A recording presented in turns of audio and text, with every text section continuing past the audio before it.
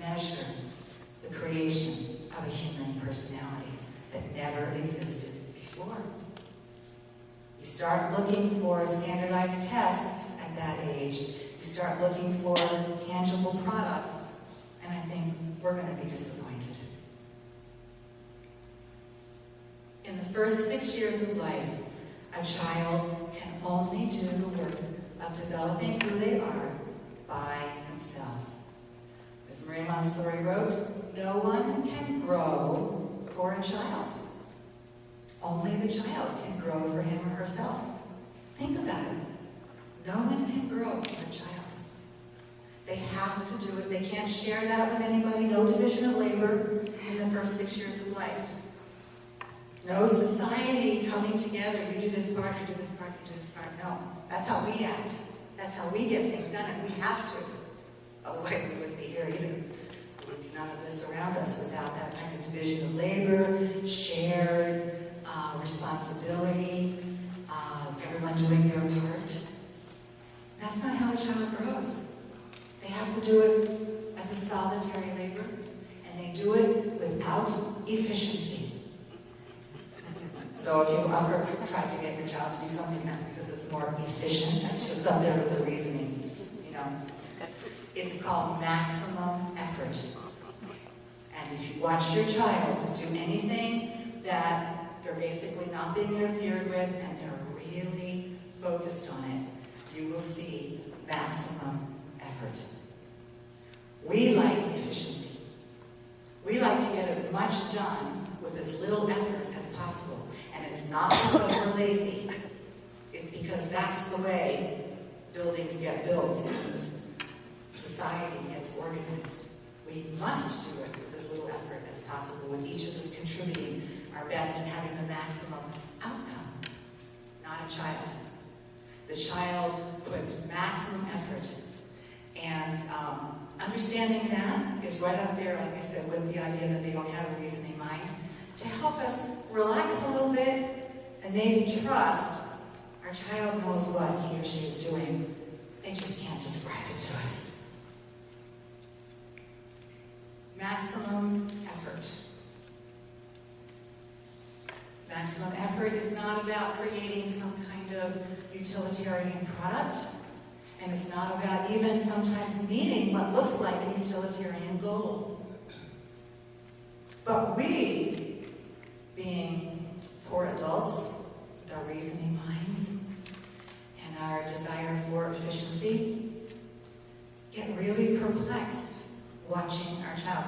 Who hasn't found this absolutely, I think it's painful to watch a 2-year-old try to put his own coat on.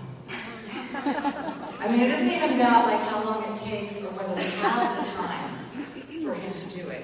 I mean, it's even beyond that. It is, even and I've dedicated my whole life to the advocacy of children under the age of 6. I sometimes have to move away. That's how different we are.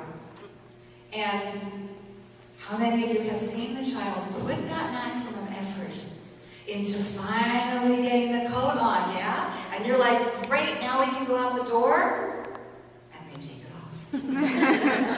And they start over. It kind of makes you want to scream a little bit, huh? Please don't.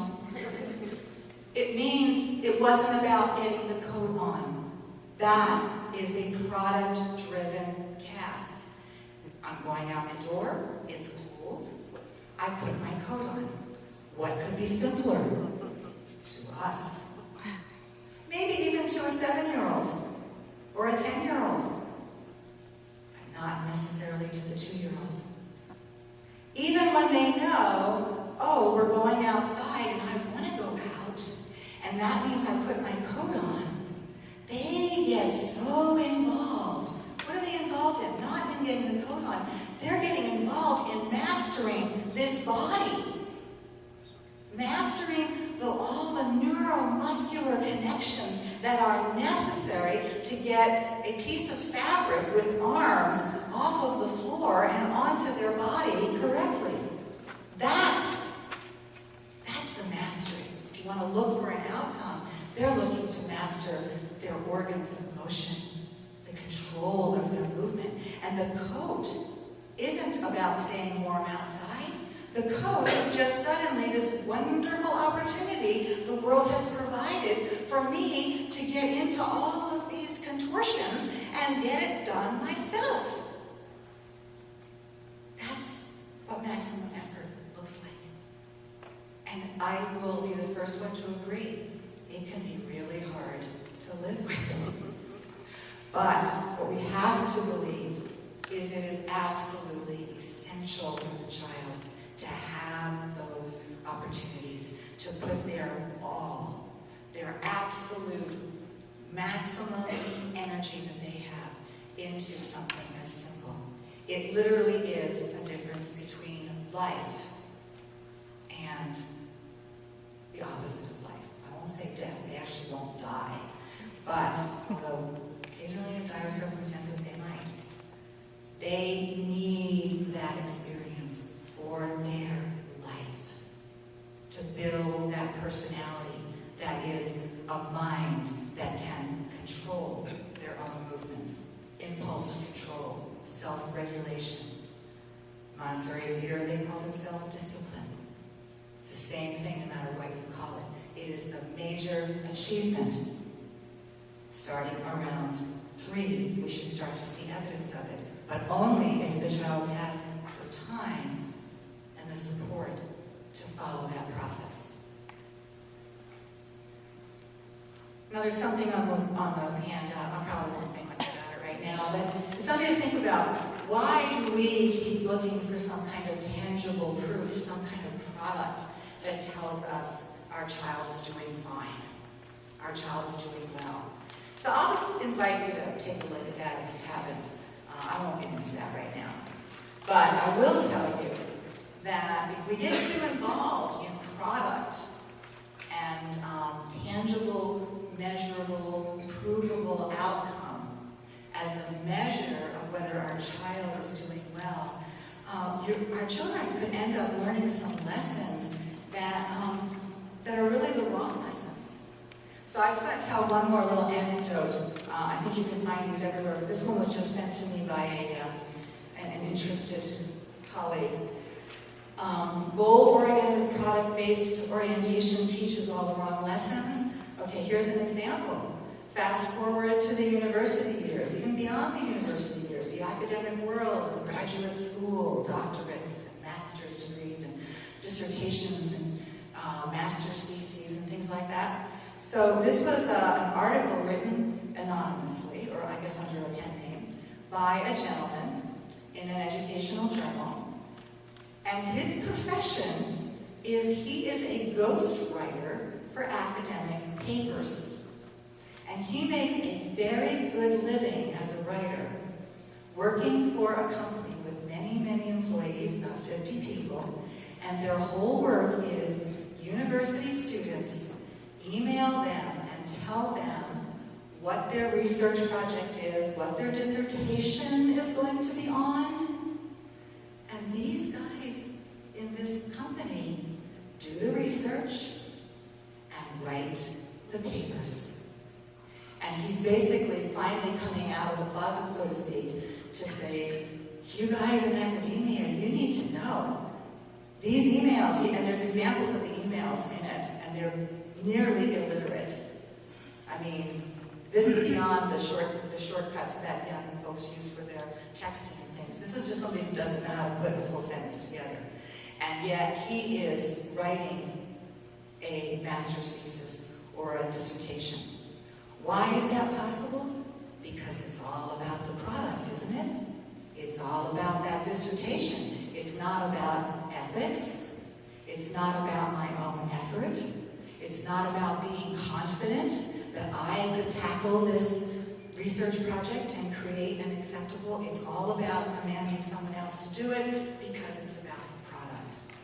Now there's huge repercussions when you think about individuals coming through just academia and doing that, but think about what it could be elsewhere in society as well. If the product is all that matters, if the grade is all that matters, if the approval of your dissertation committee is all that matters, doesn't matter who wrote it, is that I get the credit. I paid for it.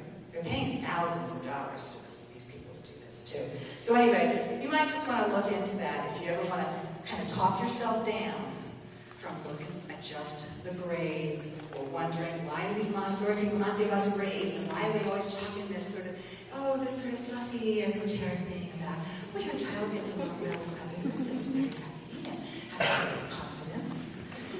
That would be really good because your child, should he or she choose to get a PhD someday, will actually write his or her own dissertation and enjoy it and earn it. So remember the Zen master, if your eyes are on the prize, you can't see the journey, you can't see the path you're on. So with that in mind, I've put together some suggestions of, if you agree, you'd like to support and honor the process in your child's growth and development and learning, how would you do it? Well, one of the first ways to do that is we have to learn how to recognize the process in process. We need to learn how to recognize what our child's process is.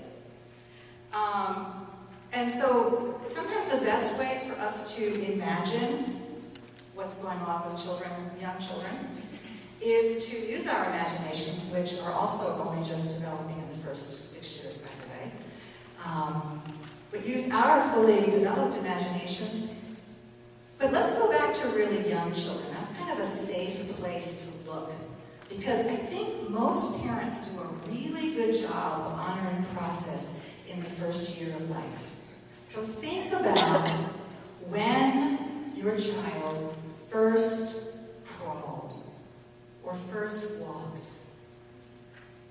How did that happen? Did it really just happen in a moment? Is that just an observable product? No, it was an outcome of a long process that began even before your child was born to be able to crawl. The crawling was just the moment that said, oh, I can do this now.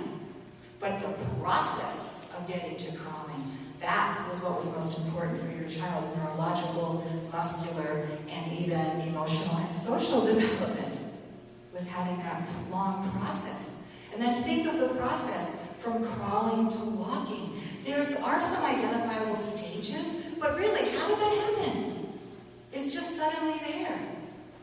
Something was going on, whether we noticed it or not. It was happening. And the walking was just the final evidence. And of course, we know, once the crawling started, did it stop at crawling? No, your children probably aren't crawling anymore, except occasionally. Or maybe when they play baby. Or if you brought another child home and they go, I'm going to go back to that crawling for a minute, see what kind of attention I might get, right? So, there's a lot of familiar evidence, but we have to start looking for it and honoring. We won't get that walking that we really want, like the enlightenment of the student, if we don't honor the process that will allow the walking